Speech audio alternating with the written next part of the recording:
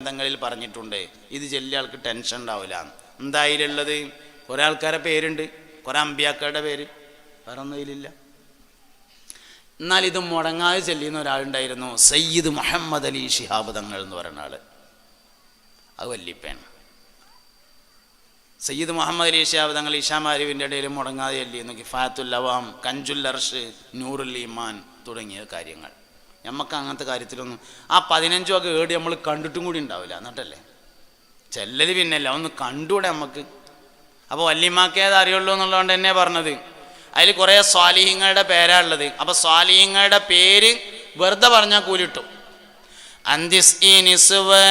വഫാത്തുൽ മുസ്തഫ ഖുയ്യിർന ഫഖ്തർന നബിയൽ മുഖ്തഫ ആയിഷത്തും വഹഫ്സത്തും വസൗദാ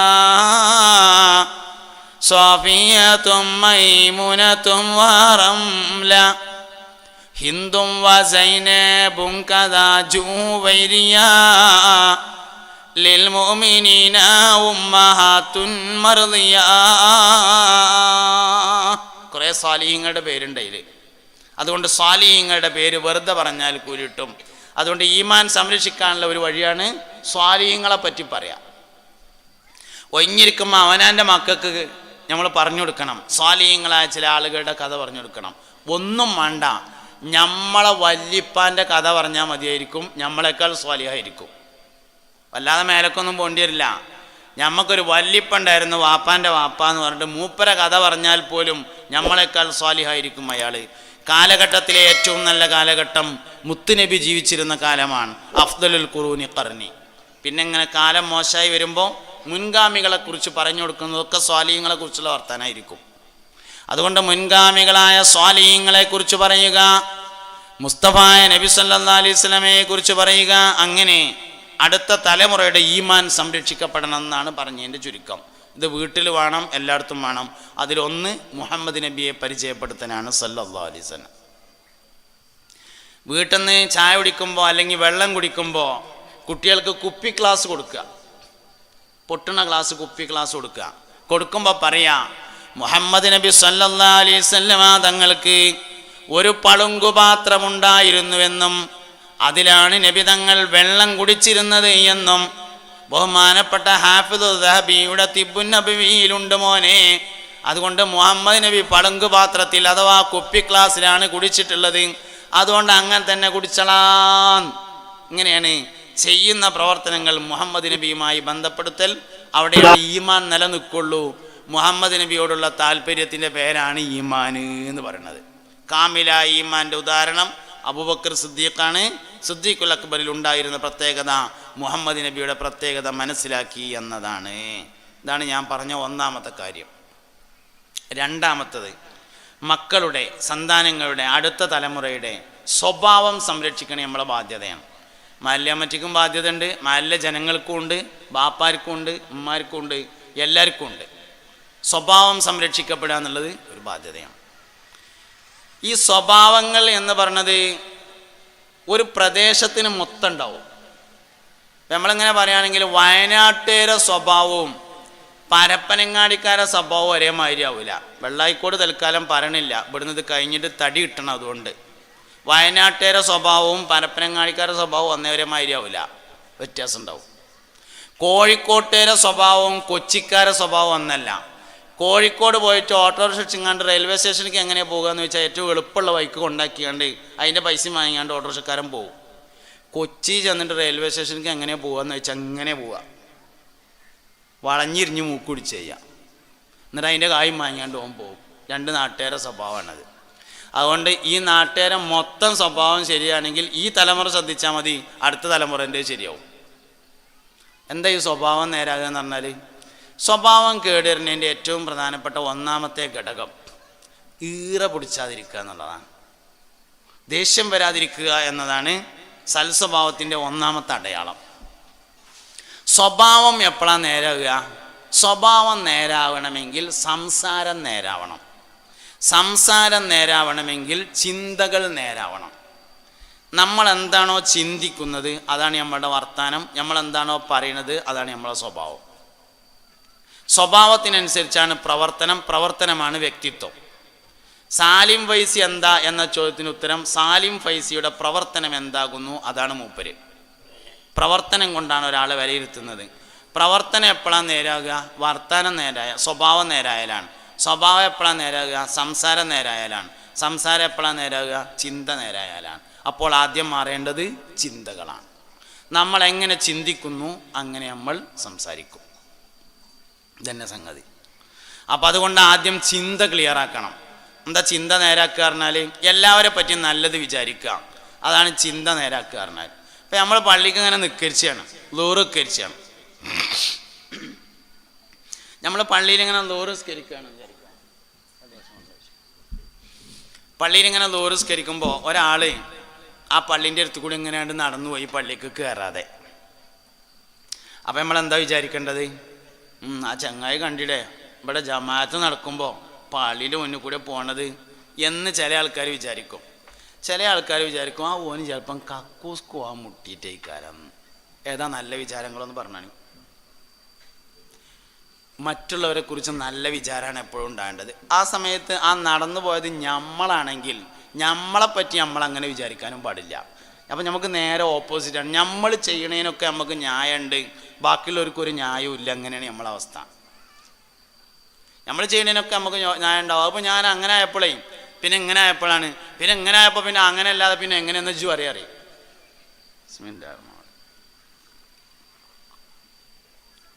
അങ്ങനെയൊക്കെയാണ് നമ്മളെ പരിപാടികൾ പറഞ്ഞത്. നമുക്കൊരു ന്യായം ഉണ്ടാകരുത്, ബാക്കിയുള്ളവർക്ക് ന്യായം ഉണ്ടാവണം. നമ്മൾ നേരെ ഓപ്പോസിറ്റാണ്. നമുക്കെല്ലാ ന്യായവും ഉണ്ട്, വേറുള്ളവർക്കൊരു ന്യായവും ഇല്ല എന്നുള്ളിടത്താണ് നമ്മളുള്ളത്. ഇത് ആണുങ്ങളും ഒരേമാതിരി തന്നെയാണ്, പെണ്ണുങ്ങളും ഒരേമാതിരി തന്നെയാണ്. മറ്റുള്ളവരുടെ ന്യായങ്ങളെക്കുറിച്ചൊരു ബോധമില്ല. അതേ ആള് പിറ്റേന്നും ദൂരസ്കാരം പള്ളിക്ക് നടക്കുമ്പോൾ നടന്നു പോയി വിചാരിക്കുക. എന്നാലോ ഇന്നലെ നടന്നു പോയപ്പോൾ എന്നായിക്കോട്ടെ കക്കൂസ്കോനെ കാരണം നമ്മൾ കരുതിയെന്ന് വിചാരിക്കുക. അതേ ആള് പിന്നെയും പിറ്റേന്ന് ദൂരക്കരിച്ചുമ്പോഴുണ്ട് അയാൾ അതിൻ്റെ മുകളിലാണ് പോകണം. ഇന്ന് എന്താ വിചാരിക്കേണ്ടത്? അത് ഇന്നലെ മുട്ടി അതേ സമയത്ത് ഇന്ന് മുട്ടാനുള്ള എല്ലാ സാധ്യതയുണ്ട്, മുട്ടിയിട്ട് തന്നെ ഇക്കാരം. ഇതാണ് നല്ല വിചാരം എന്ന് പറഞ്ഞത്. മറ്റുള്ളവരെ കുറിച്ച് എപ്പോഴും നല്ലത് വിചാരിക്കണം. എന്നാൽ ഞമ്മക്കൊരു ന്യായം ഉണ്ടാവും ചെയ്യരുത്. എങ്ങനെയാണ് ജീവിക്കേണ്ടത്? ഇതാണ് ചിന്ത നന്നാക്കുക എന്ന് പറഞ്ഞാൽ. ഒരു ദിവസം മുസ്തഫ നബി സല്ലല്ലാഹു അലൈഹി വസല്ലം തങ്ങൾ മദീനയിലുള്ള മുനാഫിക്കുകളുടെ പേര് ഹഫ്സ റളിയല്ലാഹു അൻഹാക്ക് പറഞ്ഞു കൊടുത്തു. ഹഫ്സ മദീനത്തെ മുനാഫിക്കുകൾ ഇന്ന ആൾക്കാരൊക്കെയാണ് എന്ന് പറഞ്ഞു. ഈ വിവരം അബൂ ഹുറൈറ റളിയല്ലാഹു അൻഹു അറിഞ്ഞു. ഹഫ്സ ബീവിക്ക് മദീനത്തെ മുനാഫിക്കുകളുടെ പേര് പറഞ്ഞു കൊടുത്തിട്ടുണ്ട്. അബൂ ഹുറൈറ റളിയല്ലാഹു അൻഹു പള്ളിക്ക് വന്നപ്പോൾ സഹാബത്തെ കൂടി ഇങ്ങനെ വട്ടത്തിൽ നിൽക്കുകയാണ്. സിദ്ദീഖ് റളിയല്ലാഹു അൻഹു, ഉമർ ഖത്താബ്, അലി റളിയല്ലാഹു അൻഹു, ഉസ്മാൻ ബിൻ അഫ്ഫാൻ, അബ്ബാസ് റളിയല്ലാഹു അൻഹു എല്ലാവരും ഇങ്ങനെ നിൽക്കുന്നുണ്ട്. അപ്പോൾ അബൂ ഹുറൈറ റളിയല്ലാഹു അൻഹു പറഞ്ഞു, പിന്നെ നിങ്ങൾ അറിഞ്ഞോ മദീനത്തെ മുനാഫിക്കുകളുടെ പേര് മുസ്തഫ നബി സല്ലല്ലാഹു അലൈഹി വസല്ലം തങ്ങൾ ഹഫ്സ ബീവിക്ക് പറഞ്ഞു കൊടുത്തിട്ടുണ്ട് എന്ന് പറഞ്ഞു സയ്യിദുനാ അബൂ ഹുറൈറ റളിയല്ലാഹു അൻഹു. ഇത് പറഞ്ഞ് മുഴുവനായില്ല. പിന്നെ നോക്കുമ്പോൾ ഉമർ ഖത്താബിനെ കാണാനില്ല. ഇതാണ് പറഞ്ഞ് മുഴുവനായില്ല. പിന്നെ നോക്കുമ്പോൾ ഉമർ ഖത്താബിനെ കാണാനില്ല. എങ്ങനെ തെരഞ്ഞിട്ടും മൂപ്പരെ കാണാനില്ല. എവിടേക്കപ്പോൾ പോയി? ഇപ്പോൾ ഇവിടെ ഉണ്ടായിരുന്നല്ലോ എന്ന് പറഞ്ഞു. ഒരു പിടുത്തുമില്ല.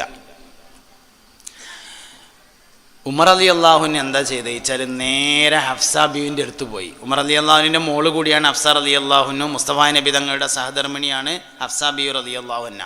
നേരെ ഹഫ്സ ബീവിൻ്റെ അടുത്ത് എന്നിട്ട് ചോദിച്ചു, അല്ല ഹഫ്സേ, മദീനയിലെ മുനാഫിക്കുകളുടെ പേരൊക്കെ എനിക്ക് പറഞ്ഞു തന്നിട്ടുണ്ട് എന്ന് കേട്ടല്ലോ.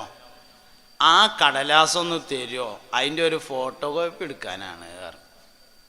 ഫോട്ടോ കോപ്പി വന്നിട്ടുണ്ടോയെന്ന് ചോദിച്ചാൽ നിൽക്കണ്ട, അതൊരു വർത്താനാണ്. ഉണ്ടല്ലോ സംഗതി പറയുമ്പോൾ അത് മനസ്സിലാകുന്ന കോലത്ത് പറയണ്ടേ. എന്നാൽ വേണ്ട, ആ ലീസ്റ്റ് ഒന്ന് കാണിച്ചു തരുമോ? ഞാൻ ഈ മൊബൈൽ കൊണ്ട് ഇങ്ങനെ ഫോട്ടോ എടുക്കട്ടെ എന്ന് പറഞ്ഞു. ഹഫ്സ ബീവി പറഞ്ഞു തരൂലാർന്നു.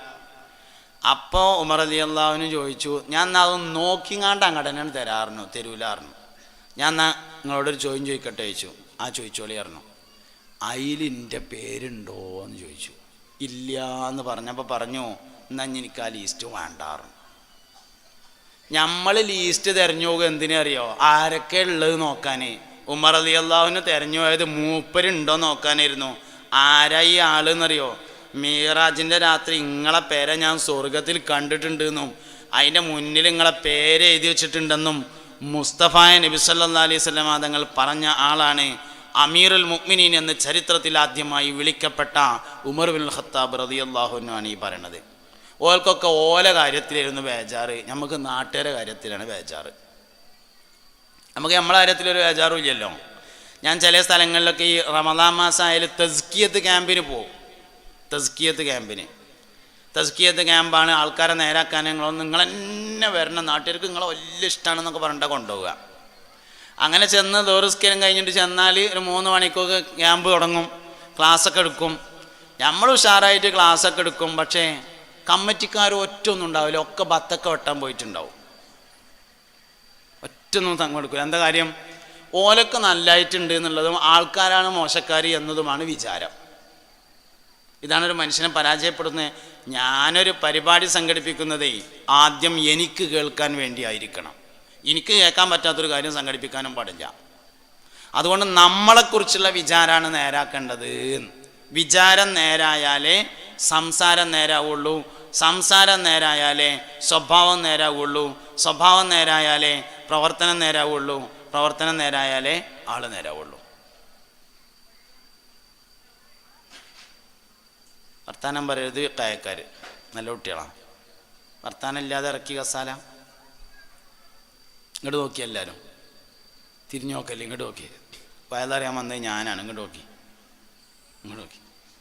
അങ്ങനെ الشفاعة هب لنا في القيامة مشفقا واهلنا إن ضاع يا سيدي خير النبي لا إله إلا الله لا إله إلا الله لا إله إلا الله.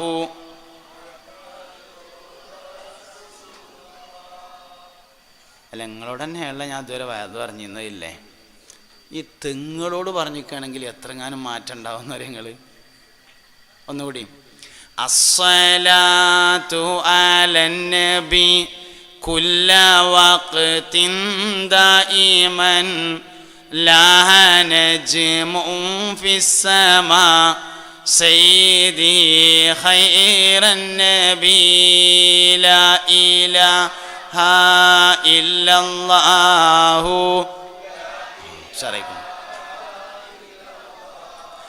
ലാ ഇലാഹ ഇല്ലല്ലാഹു മുഹമ്മദുർ റസൂലുള്ളാഹ്. നിങ്ങളെക്കാൾ ഉഷാറായിട്ടുണ്ട് കേട്ടോ. അതുകൊണ്ട് പറഞ്ഞേ തിരിച്ചെടുത്തു. നമുക്ക് പറയാനുള്ള മനസ്സ് മാത്രം പോരാ, തിരിച്ചെടുക്കാനുള്ള മനസ്സ് കൂടി വേണം. അപ്പോഴേ നേരാവുള്ളൂ. അതിനെ തിരിച്ചെടുത്തു. ഇതന്നെ സംഗതി. അപ്പം എന്താ പറയുക, നമ്മൾ എന്താണോ ചിന്തിക്കുന്നത് അതാണ് നമ്മുടെ സംസാരം. എന്താണോ സംസാരം അതാണ് നമ്മുടെ സ്വഭാവം.